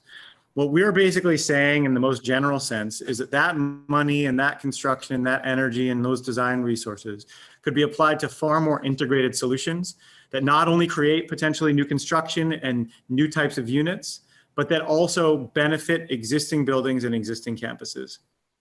So that's what that diagram on the right is meant to represent. So let's look at what that actually looks like. Next slide. So there have to be three, for any construction that's happening on a NYCHA development, there have to be three elements. There might be new construction, but there more than that, there has to be preservation of the existing buildings, and the existing buildings are strong, they're robust, they have structure there that can be improved upon. So anybody who says that existing buildings need to come down is not telling the truth. And then there's all of these reprogramming opportunities. So in many NYCHA developments, the ground floors are almost entirely empty. So we recently visited the Sewer Park extension along with a group with called Vision Urbana. And Vision Urbana recognized that there are all of these empty spaces in the ground floors of the Sewer Park extension, and is opening a food pantry within one of those spaces along with some of their offices. So there are all of these opportunities for better utilizing existing space, existing conditions in NYCHA buildings to better serve residents. Next slide. And it starts with the units themselves. So I showed a diagram like this before, the one at the left showing some of the problems. The one at the right is meant to represent sort of what we're proposing. And we just wanted to start here because it starts with the individual unit. And there are a bunch of different things that I want to highlight, and I'm going to talk about these in a lot more detail. The first thing that we wanted to talk about is that there's a potential here to create new balconies on the outside of buildings. During COVID, I think one of the things that's become entirely clear is that privately accessible outdoor space is as essential now, or as we recognize it to be as essential now as ever before, particularly when we've been cooped up in our houses. And NYCHA buildings in their geometry are particularly conducive to giving every unit private balcony space. So that's what we're showing here. And one of the things about private balcony spaces is they also create locations to put new infrastructure. So I talked before about the problem with those boiler systems that break and that connect to the entire building. One of the things that we're proposing are split systems, which I'll show you, which means that a new condenser goes on the outside of the building on one of these new balconies. And that creates a source of heating and cooling so that within each of the units, these little sort of pieces that are on the walls in the buildings over the beds are air conditioners and heaters. So it would give residents individual control over their heating and cooling. I'm going to talk about this in a lot more detail. The last thing I want to show is that we're also proposing to reclad the existing buildings so that they can sort of be energy efficient in the way that Jasmine was talking about. Like she said, NYCHA buildings consume 40 to 50% more energy than typical buildings in New York City. A reclad, which means putting new surfaces on the outside of buildings, they could be brick, they could be a lot of other materials, means insulating the buildings in a way so that the heat isn't constantly escaping in the wintertime, so that whatever cooling might exist is not constantly escaping in the summertime, but instead the buildings are well insulated, but also well ventilated. So if you go to the next slide, I'm going to talk in a little bit more detail about what this might look like.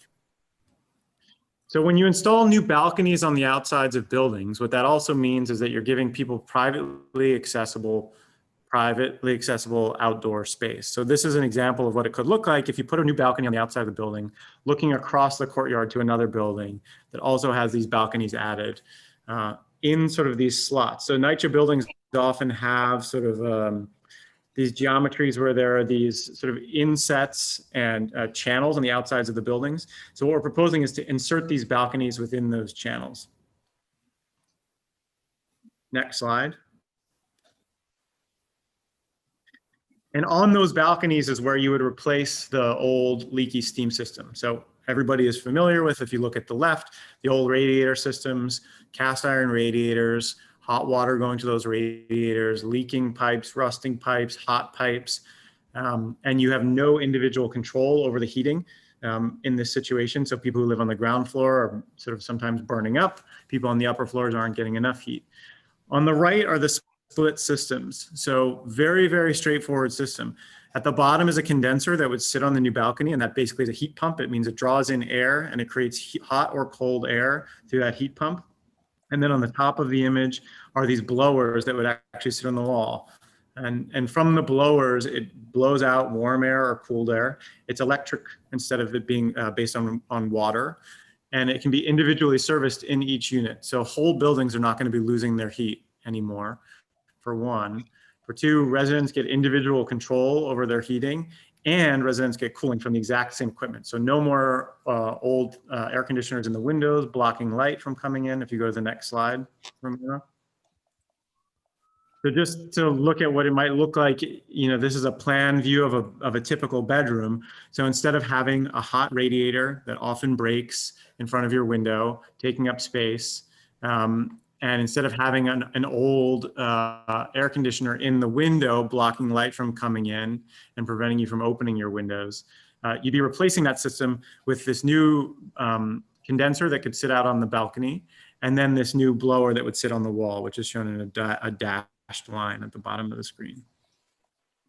Next slide, Ramona. And so let's look at what this actually means sort of campus-wide, because it's not just about sort of renovating and retrofitting existing buildings, but we made this little video to show how these retrofits of buildings could also have wider impacts on the entire campus. And so the video is about 5 minutes long. Ramona's going to play it. It's purposefully kind of slow and deliberate, so you're going to have to be a little bit patient with it. And I'll talk over it a little bit.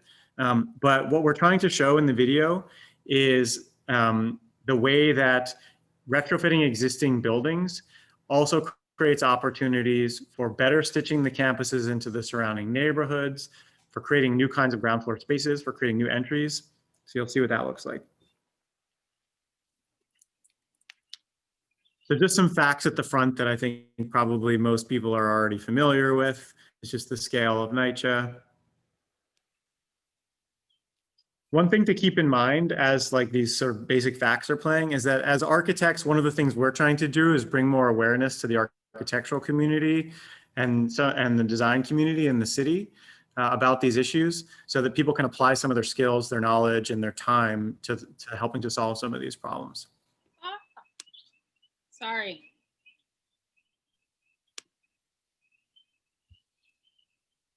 Okay. Sorry about that. I got some update. No problem. All right. So I mentioned this before, but huge amount of resources of land that NYCHA has available, and I think there's a lot of power in that. So this project that we're going to show is just one of a series of projects that we've done related to NYCHA, which are really focused on preserving the buildings and trying to improve the lives of residents.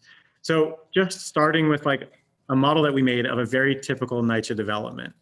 And so the first move that we're proposing here, and again, this is meant to be deliberately reductive and simple, just to sort of show what these moves could look like. The first move that we're showing here is how you could insert these sort of balconies into these slots that you often see on NYCHA buildings.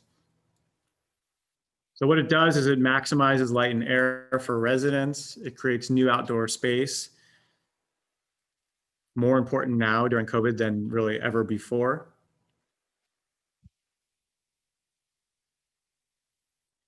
And those balconies also become an opportunity for insulating those entire slots. So balconies could have new sort of glass enclosures on them to better insulate the buildings and create more energy efficiency, like what Jasmine was talking about.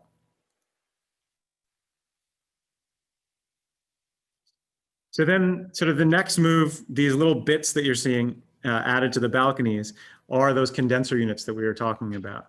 So once you've added these balconies, you could start to install new types of infrastructure that would serve individual units.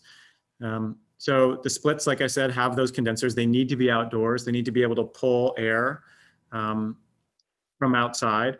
And so the condensers would sit outside, and then there'd be a simple series of pipes that would be pulled through the outdoor wall to then be connected to the blowers that would provide new heating and new cooling, reliable heating and cooling to individual units, individually controlled. The rooftops are another place where we think there's opportunity to improve energy performance and overall resiliency. As everybody knows, a lot of the rooftops are leaky. Many have been improved in the past and recent years, but we're basically saying that there are things that you could do to the rooftops while improving them for leaking that could also improve overall performance of the buildings. So the first thing that we're showing here is putting equipment up on the rooftops that serves the entire buildings, and then creating what we call sort of a new infrastructure table on the top of the building. This canopy could protect mechanical equipment that goes on the roof, and it could also become a clean surface for solar panels, which is what's going here, that could cover the entire campus. So it creates a new power source for NYCHA and for NYCHA residents that would be reliable, and that could also create an opportunity for giving back to the wider city. So there's so much NYCHA citywide that you could generate huge amounts of solar energy by installing solar panels on the rooftops. So then we're going to start to talk about the campuses. So as you know, a lot of the green space at NYCHA is surrounded by fences. So we're proposing that those fences are moved, and that simple move creates new access to those public spaces. And by creating new access to those public spaces, you're creating new opportunities for creating connections into the ground floors of those buildings. So those ground floors, like I was saying before, many of which are empty, could become new opportunities for lobby spaces. So right now, as you know, a lot of the lobbies are often internal to the campuses. Elderly residents have to walk with groceries from the streets far away, all the way into the campuses, carrying groceries. We're proposing that once you remove those fences, you could create new ground floor access to the lobbies. And along with those lobbies, you could create new programming for seniors on the ground floor, on the street, so engaging the street. And on top of those, you're potentially creating new spaces for apartments on those ground floor spaces. So you'll notice here that these buildings are not blocking any existing windows, meaning that to create these buildings, there's no displacement of residents. What we're trying to do here is show that existing NYCHA buildings have primarily 2-bedroom, 3-bedroom apartments. They were built for a sort of post-war ideas about the nuclear family. And many, many residents at NYCHA are either singles or in need of 1 bedrooms, and those types of units don't exist. So we're saying that these types of new developments could create the kinds of units that NYCHA actually needs right now to better serve its residents, also create new types of affordable housing that's obviously sorely needed citywide. So these little extensions of the buildings, they're not new buildings, we call them extensions of the existing buildings, could create new types of ground floor programming and new types of units that don't currently exist at NYCHA. So, we're dropping these little figures into the model just to show the way that this could better stitch the building into the streets, opening up new access points, creating more light, new landscaping opportunities, and entirely new entries. Okay, so Ramona, why don't you go back to the presentation, and I'm going to talk quickly. I know we're way over on time, but I'm going to talk a little bit more detail about what these designs could actually look like instead of it just being sort of a simple model, and also talk about the plans that we've started to sketch out.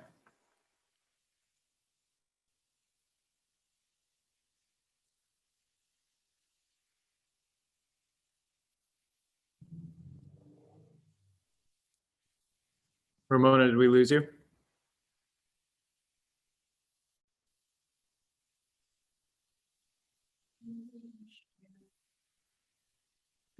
Sorry, the YouTube just started playing random stuff and I was like, what is happening? Okay, let me pull up the presentation and share that with you guys. Here it is. Okay, so we're going to show in a little bit more detail what this, so that's what we just looked at. Next slide. So we looked at Cooper Park, not because we're making a proposal specifically for Cooper Park, but because Cooper Park has some of these very typical characteristics that you see in NYCHA development citywide. So 8 to 12 stories, masonry buildings, brick buildings that are separated by a lot of empty space or space that has green on it, or playgrounds on it. I don't mean to say empty, but lots of space in between the buildings, built in the 30s and 40s. And a huge amount of area that is available for new construction. Next slide. So this is the existing ground floor plan of a typical Cooper Park house or building. So there are a couple things that I want to point out. So at the right, what you're seeing is a street where there is angled parking on the street. So it creates a huge barrier on the street, all of that parking that's angled like that. It creates a barrier between the street and the building. It blocks light from coming in, and it doesn't create a particularly nice urban experience or street experience. The other thing I want to point out is that the ground floor is almost entirely empty space, meaning there's nothing there. It's just columns coming down to the ground. What is occupied is in the center of the building is the lobby. So you're entering the lobby sort of from the bottom of the screen along that path and going into this very small, very dark lobby space where there's a single elevator and there's a stair that goes up. But the rest of the ground floor is underused. It's not at all used. And the last thing I'll point out before you jump to the next slide, Ramona, is that the entry is far from the street. So particularly for seniors, this is highly problematic. It can be dark. It can be a long way to walk. If you're carrying something, it can be really difficult. So if you go to the next slide, the concept that we're proposing for the ground floor moves that entry out to the street. So you can see on the right, we took over some of that space on the street that was used for that angled parking. It's now gone to parallel parking, so there's still parking on the street. But now there's this little C-shaped space that's hugging a little piece of sort of landscaping. And what that creates is a new lobby space facing the street. So if you actually go to the next slide, Ramona, I think we put some color on it to show, yeah. So there's a new street facing lobby that connects all the way across the ground floor with new types of programming. So what we're showing there is a bike storage space, a new package and mail room space, the street facing lobby. We call part of it a playroom. It could really be a recreational room. I think somebody on the call earlier was talking about the types of services that NYCHA used to provide in the past and how a lot of that's been kind of emptied out over time. So we're proposing to create space for those types of services that have disappeared within the existing ground floor buildings. The other thing I want to point out is that what you're seeing in orange here is a 2-bedroom apartment. So at the bottom of the screen, there's a little key. So we're proposing new types of smaller units that don't currently exist in NYCHA buildings. So studio apartments and 1-bedroom apartments that when you look at resident data are much, much in need. And when you look at citywide data for who needs affordable housing, 1-bedrooms and studio bedrooms are hugely in need. So next slide.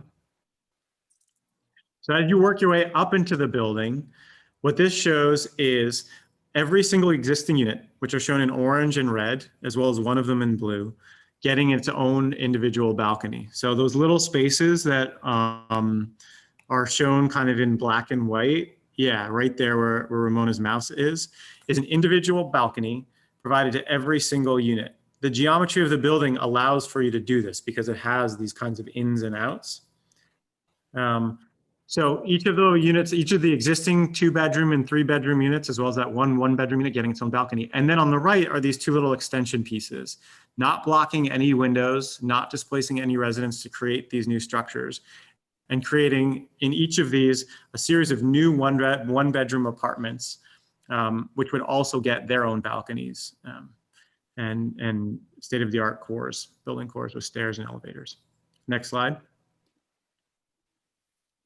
So in black, what you're seeing here is the breakdown. We looked at Cooper Park as an example. So currently at Cooper Park, 10% of the units in the overall complex are 1-bedroom apartments. 61% are 2-bedroom apartments, 14% are 3-bedroom apartments, and 15% are 4-bedroom apartments. What you see in a lot of developments are families that have grown out of these apartments, and sometimes single seniors or a senior couple in a 3-bedroom apartment with a lot of empty space. So what we're proposing here is to create new types of units on the NYCHA campuses where those seniors could stay within their communities, stay in the buildings even, maybe potentially move to a smaller unit so that larger apartment could be opened up for a family in need. So the new percentages that we're showing here in blue, 6% studio apartments, 20% 1-bedroom apartments instead of 10%, 47% 2-bedroom apartments. We're shifting the balance, not by eliminating units, but by adding new units, adding new smaller units. So shifting the balance to right size. I see somebody in the comments just said right sizing is vital. I think that that's the point here, is that we're trying to add new units for that right sizing. Next slide. So when you look at the overall campus map, what you're seeing here in white, the buildings that are in white are what's existing. What you're seeing here in blue is what we're proposing to add. And again, we're just taking Cooper Park as an example. This strategy could be applied to myriad campuses across the city. So the blue extensions create these new connections to the street, new lobbies, new ground floor programming, and then these little blue slivers are the new balcony spaces that every resident would get, or every apartment would get. Next slide. So just an image of what the existing ground floor looks like at Cooper Park, you know, pretty typical. The ground floor space, which you can see painted here in red, paint it sometimes to cover up graffiti and things. The point there is that it's completely empty. That's why you don't see any windows on that ground floor wall, surrounded by the angled parking and fences. So not a particularly friendly ground floor. Next slide. Versus trying to create connections to the street and trying to create new units on the street. And then where you're seeing these trees, creating new spaces for lobby entries and entries on the street that are going to be filled with natural light. Next slide.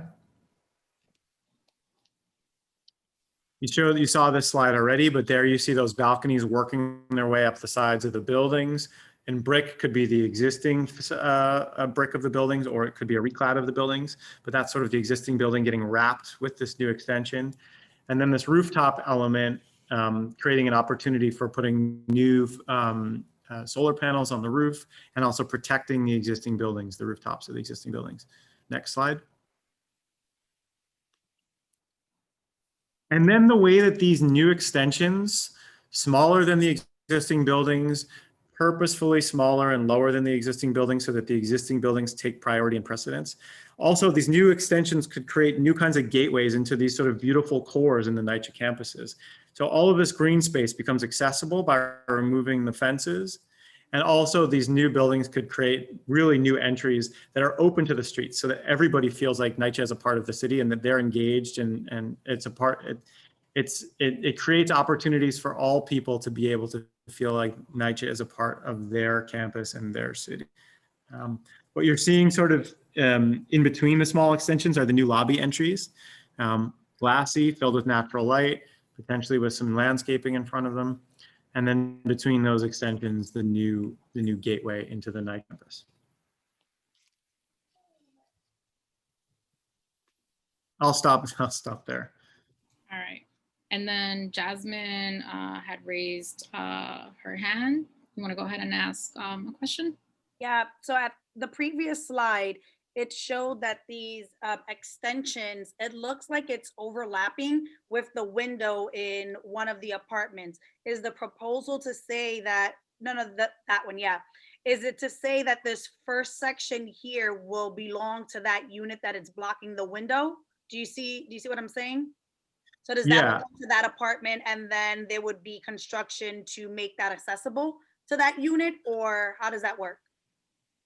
So no windows are actually getting blocked. It's just in the perspective of like the perspective and the angle right there. Oh, okay. So if you look at, if you go back to the plan, Ramona, just go up. Yeah, right there. It actually go forward. Yeah, 2 more slides. 1 more. So there it is. So Jasmine, you can see that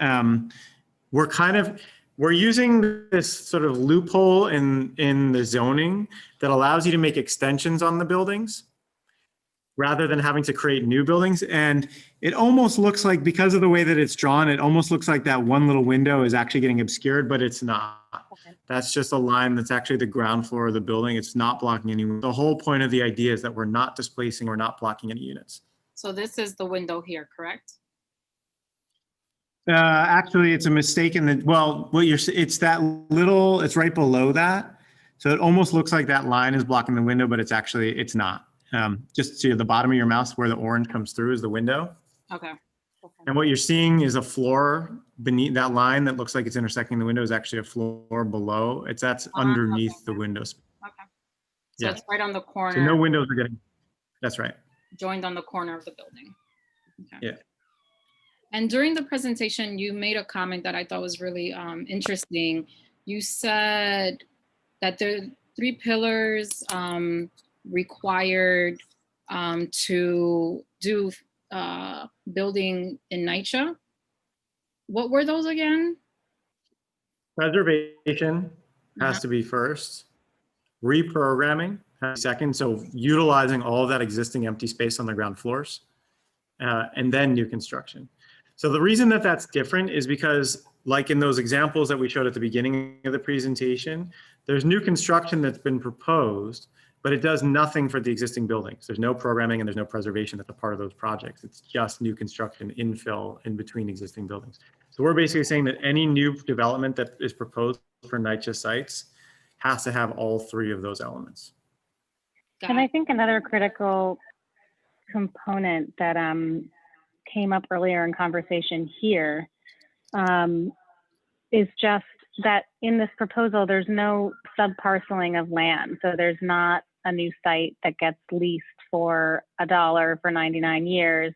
Because of the way the buildings actually touch each other, you can't possibly take the new and put it on a new parcel that's kind of owned and managed, and effectively owned and managed by someone else. So we feel like there's something kind of essential to the way that the architecture touches the existing buildings, necessitates fixing those buildings as part of new construction, but also there's a really fundamentally important part of that, which is that ownership is maintained, the campus is kept whole, and there's no redistributing of kind of legal boundaries between new buildings and existing buildings. And so the whole thing becomes a much more comprehensive and kind of complete approach to addressing the problems on the campus in this holistic way. Okay. And then Chris Melly, you had raised your hand.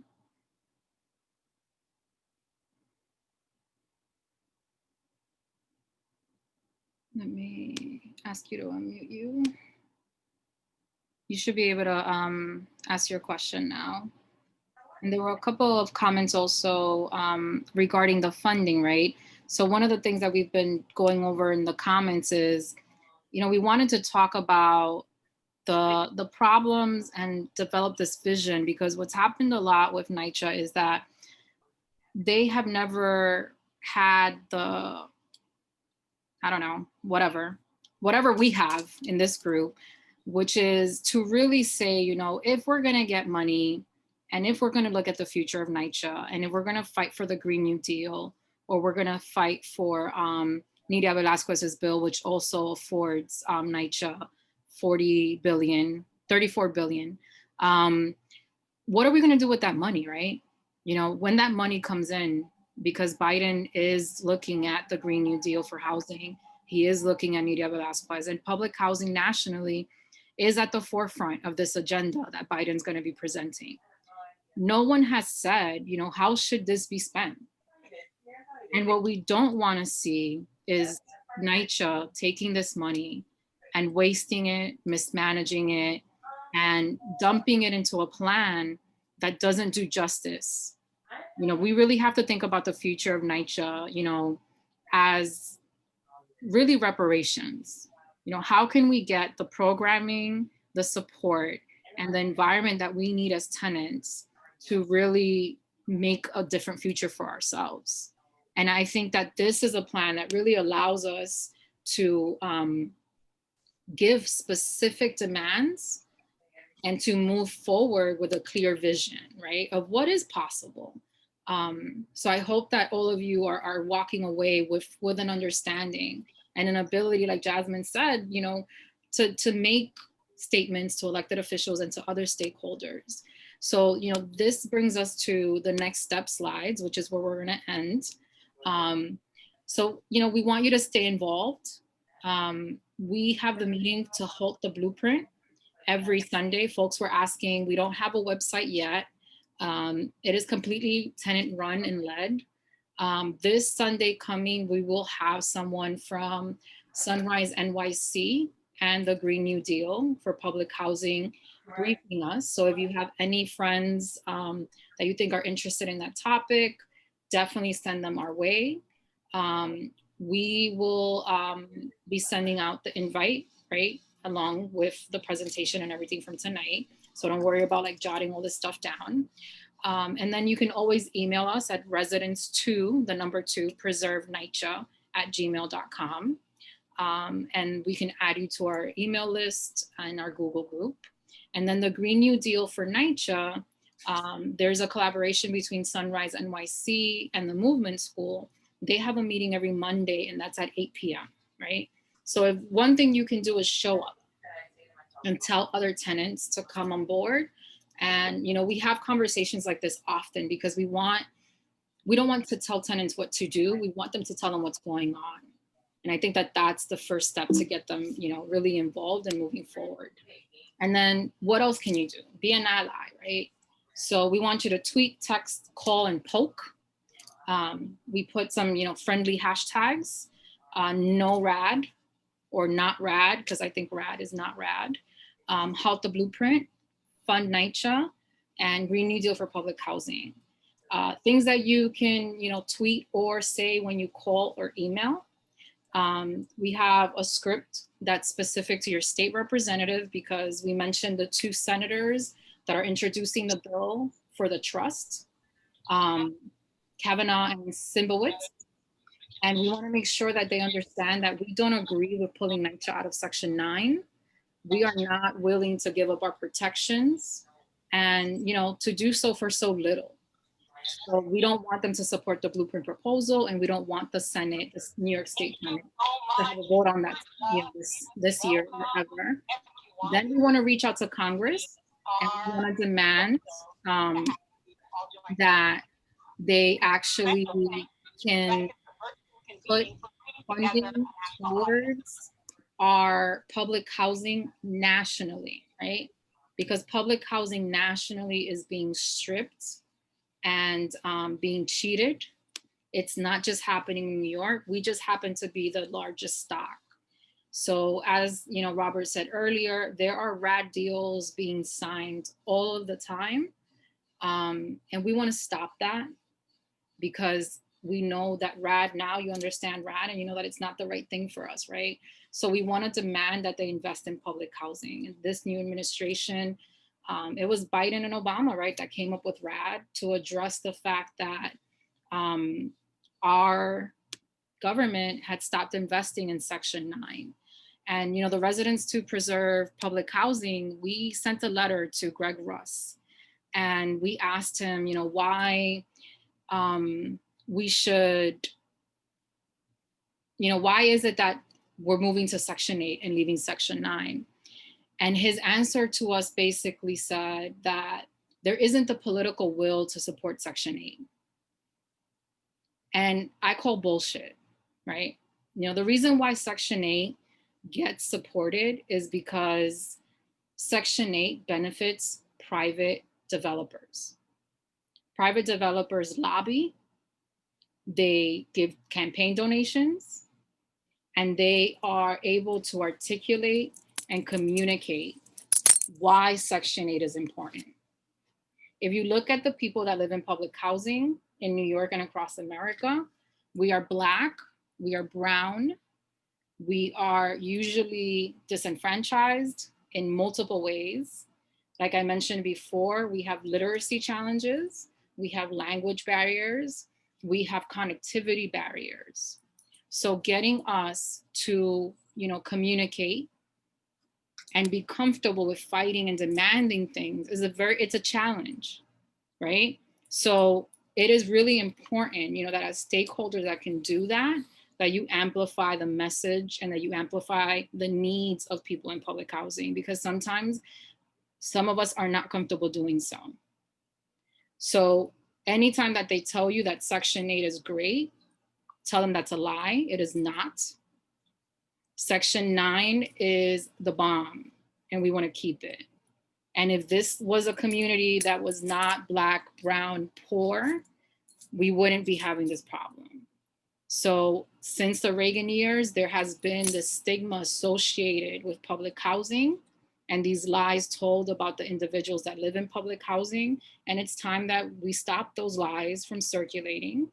And our group, exactly, the Linda Taylor story, the welfare mom. So our group is also going to be sharing their stories via an Instagram page called My Project Runway, which highlights the stories of public housing residents and talks about our experiences. So look out for that. That'll also be in your after email.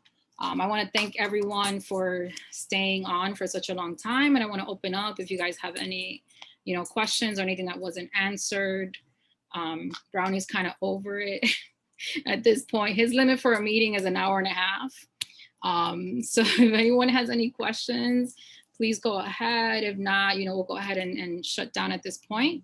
And you'll get the recordings. You'll get, Jasmine is going to let me know everything I promised. So I can send that to you after this.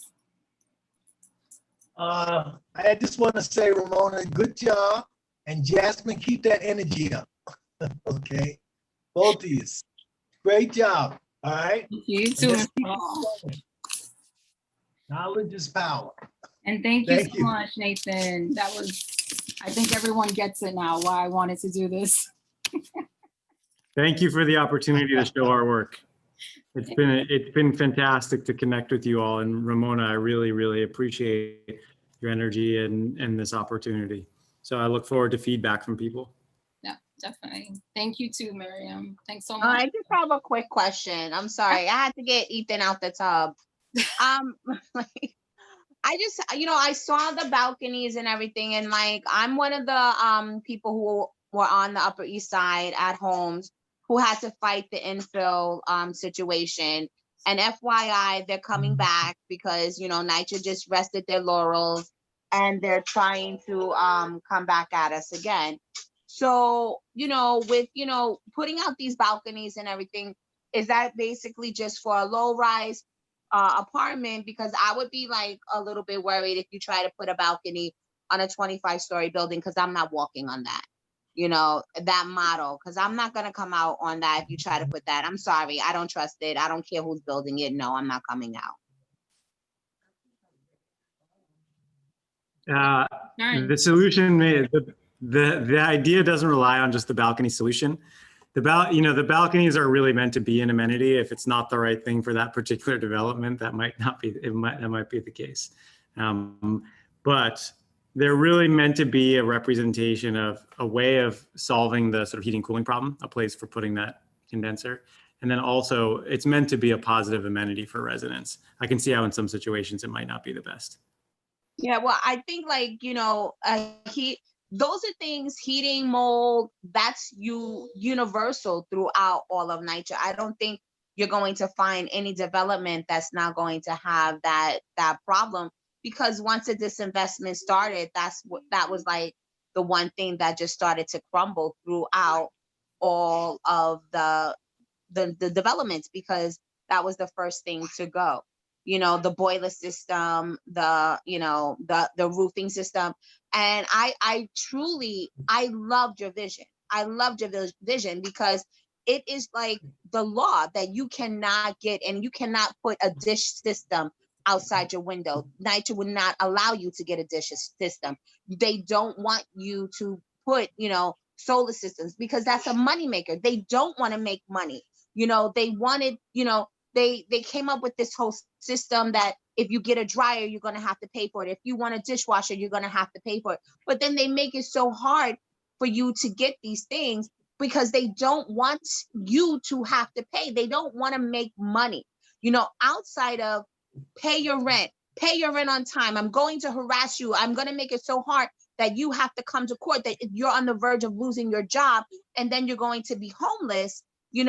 There's no way for them to actually make money other than to collect rent. So they don't want to be successful in being a property manager. And I think that that's a good point. Romaine also brought up the balcony concern. So there's definitely, questions as how, the balcony can be adapted into maybe storage, into allowing, putting in the cable thing, into allowing folks to just use it for, outdoor plants or whatever they want. But I think that second part is critical, right? For how we as tenants stay involved in this conversation, because if your building is suddenly revitalized and gets their lobby spaces repaired, we should, you know, like Cesar's conversation of like, they chose a developer that the tenants didn't want. Yet Section 9 states that tenants are supposed to have an opportunity to give their opinion on decisions being paid in the management of their property, right? So if we say that, you know, let's say Mitchell House's lobby area, they closed our senior center because the leaks and the mold was so bad that it was uninhabitable.